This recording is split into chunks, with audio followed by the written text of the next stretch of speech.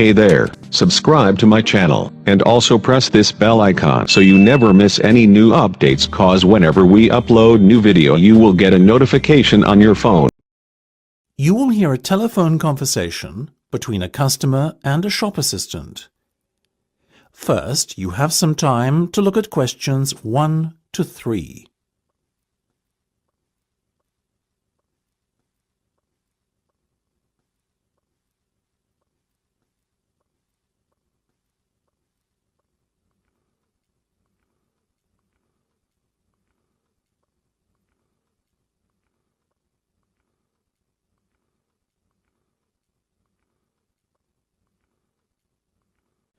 You should answer the questions as you listen, because you will not hear the recording a second time.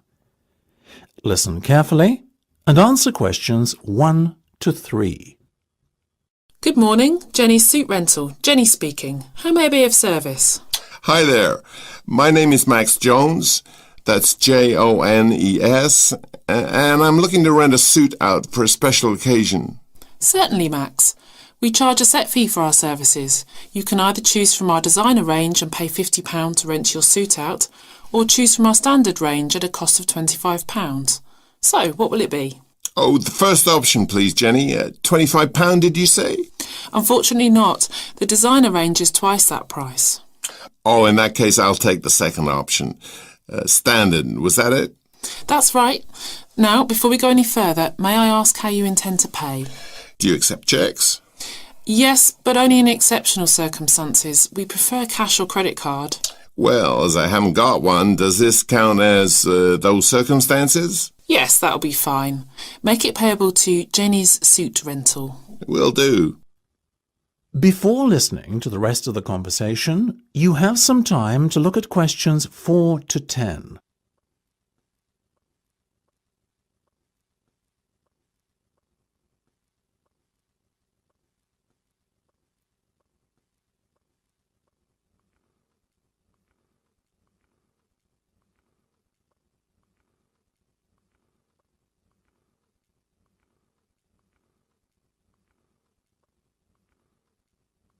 Now listen and answer questions 4 to 10. Now, Max, can I take your measurements, please, and a few details about what sort of suit you have in mind? Certainly. Let's start with the trousers then, shall we? What is your waist size and leg length? I used to be 32 waist, you know, but these days it's more like 36. Too many cream pies. I've been there. And about the leg, 34? I wish. I'm afraid I'm somewhat lacking in the height department. Not even a 32. 30, I'm afraid. Never mind. As for the colour, could you do a dark grey suit? In fact, we have a very smart one of those in just your size. You're in luck. Now, what about shoes? Same colour? No, I think I prefer something darker. OK, let's go with traditional black then, shall we? What about size? I'm a size 45. By my calculations, that's 10 in our sizes. And style? What have you got? We do suede, nubuck and traditional leather. Definitely the last one. Very well. And will you be wanting a necktie? Do you do bow ties? Of course. I'll put one of those down in your order. Dark grey, I presume? Perfect. To match the suit. I think I fancy a light blue shirt, by the way. Might I recommend a green? Green would go very well with the suit you are renting. Light or dark? I'd say dark. Dark it is then. My neck size is 17 and a half. Hard to believe that a little over a year ago I could fit into a 15, isn't it? Those cream pies again, right? You got it. Now, what about your suit jacket?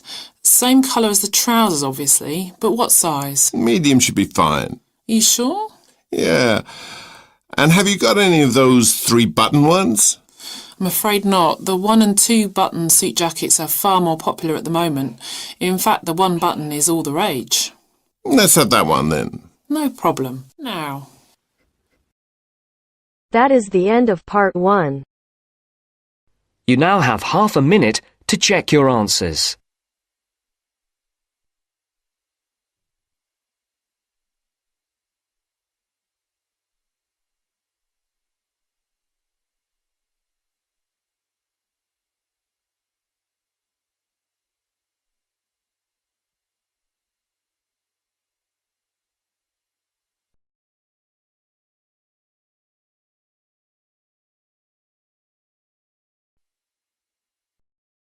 Now turns to Part 2. Part 2. You'll hear a lecturer talking to students about a printing process. First, you have some time to look at questions 11 to 15.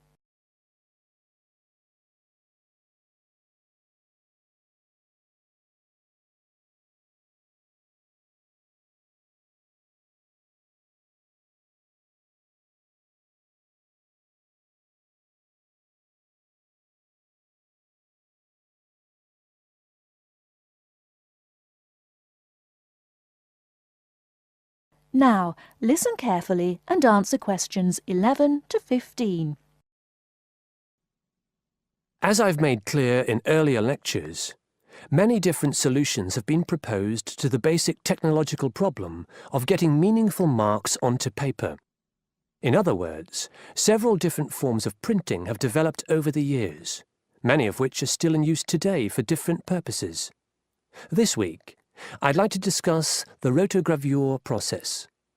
This is one of the most widely used printing processes, and after describing how the process works, I'll be describing some of its industrial uses and the advantages and disadvantages of this form of printing. As the name implies, rotogravure is a form of printing in which large cylindrical pieces of metal rotate, while the paper to be printed passes between them. The paper is held in place against the printing surface by the impression roller. The weight of this roller is one of the factors that affect how much ink is actually transferred to the paper. Remember that this roller does not directly transfer ink onto the paper.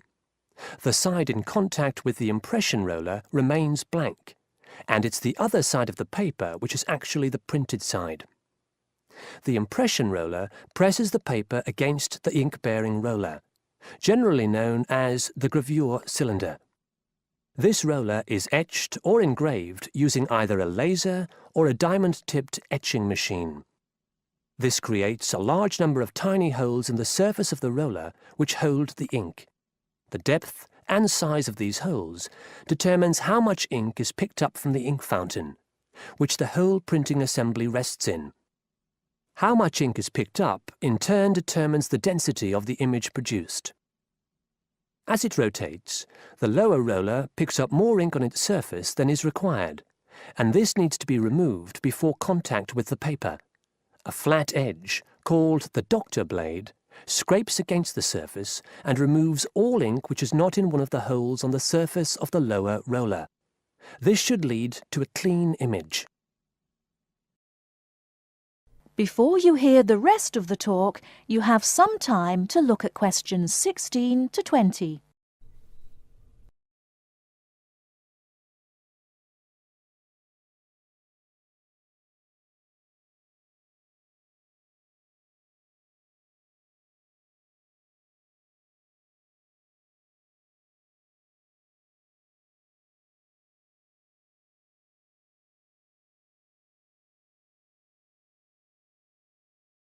Now listen and answer questions 16 to 20.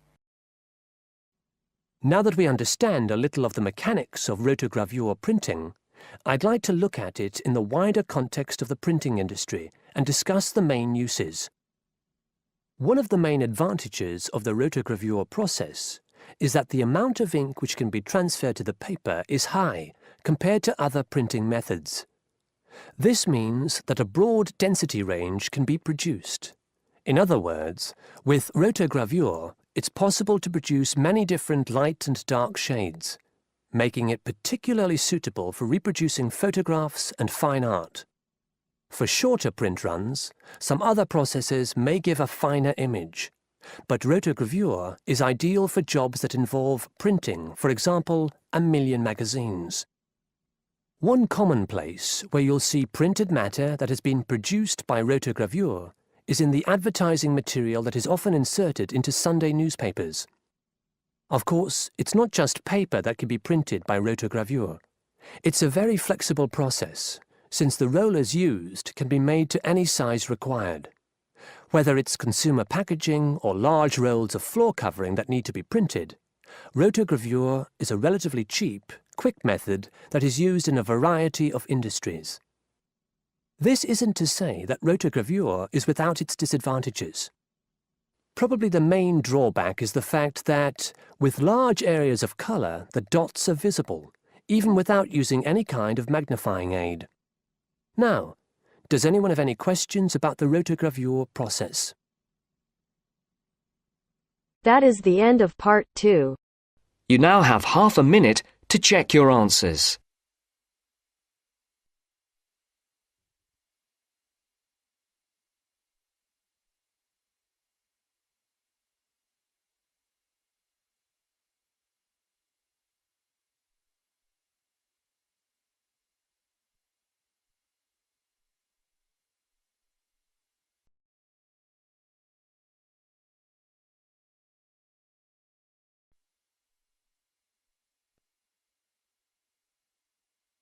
Now turns to part 3. Part 3. Richard Murray, a zoologist and popular TV personality, has been giving a talk on endangered species of wildlife to members of the Young Conservationists Association in a small town in the south of England. Listen to the extract from the discussion he had with two of the young people after his talk. First, you have some time to look at questions 21 to 25.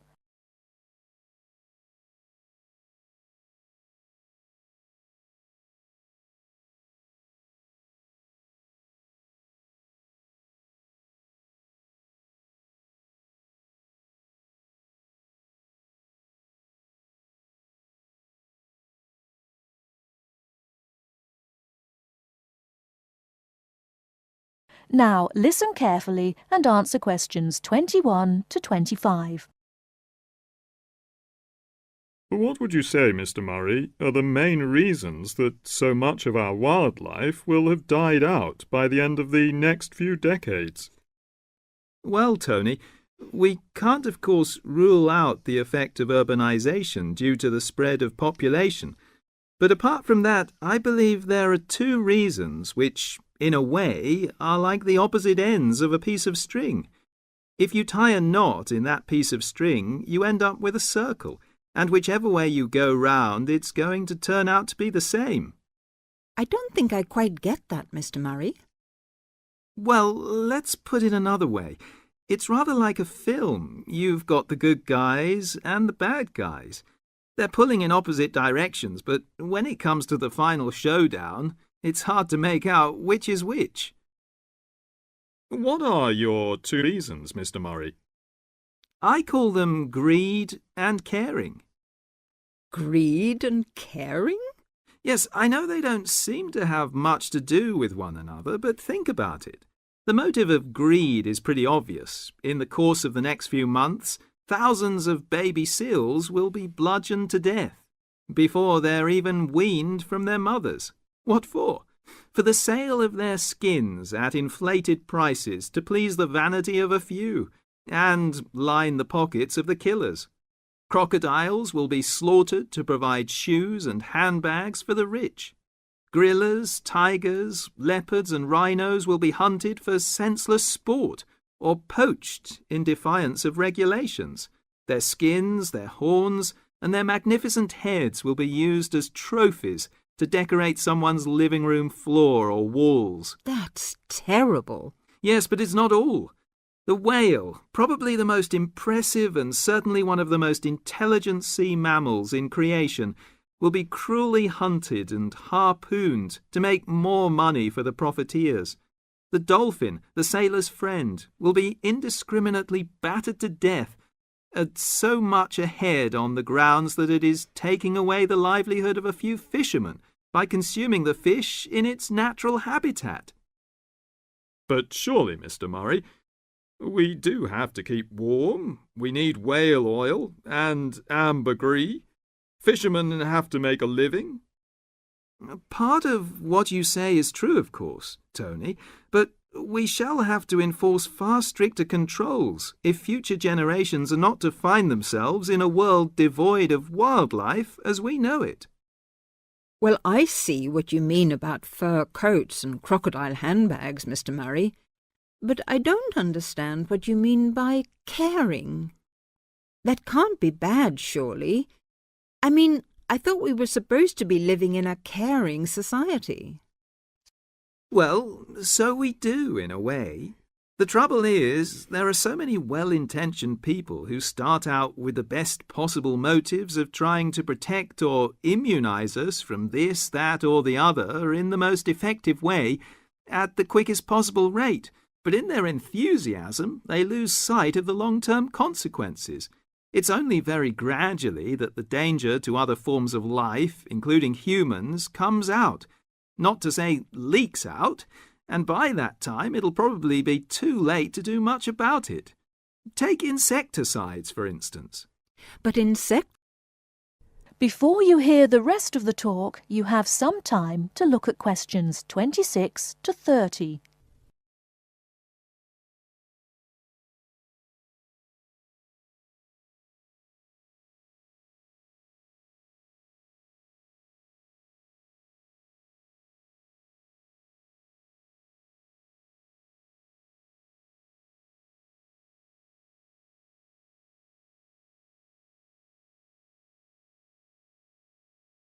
Now listen and answer questions 26 to 30. But insecticides protect crops from pests. They destroy disease-carrying mites and creepy crawlies like cockroaches. True, but nature has a way of developing her own immunity against insecticides and other pest controls, with the result that the biologists are driven to inventing stronger and stronger compounds, which, though they may annihilate the pest, nevertheless permeate the environment, are assimilated by plant and animal life, and become absorbed by the soil. Countless innocent creatures, the beaver or the mole, for example, are performing a useful task in the natural control. The alarming prospect is that as these poisons enter the foods we eat, and consequently our own systems, they'll find their way into the body of the pregnant mother and into her milk, offering incalculable risks to the unborn or newly born infant. In spite of all our technological expertise, our time is running out. We're virtually destroying ourselves. That is the end of part 3. You now have half a minute to check your answers.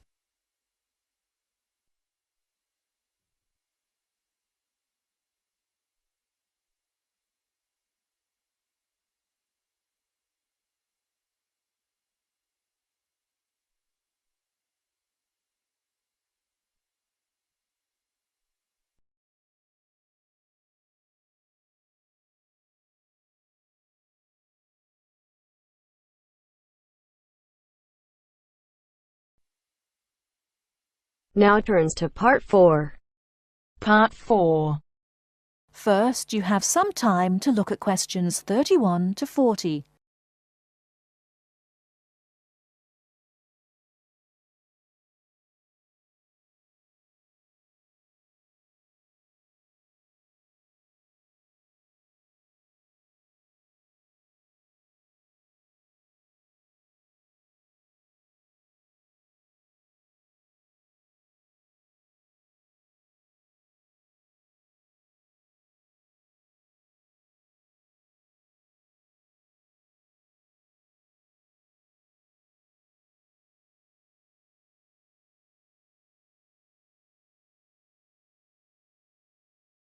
Now listen carefully and answer questions 31 to 40.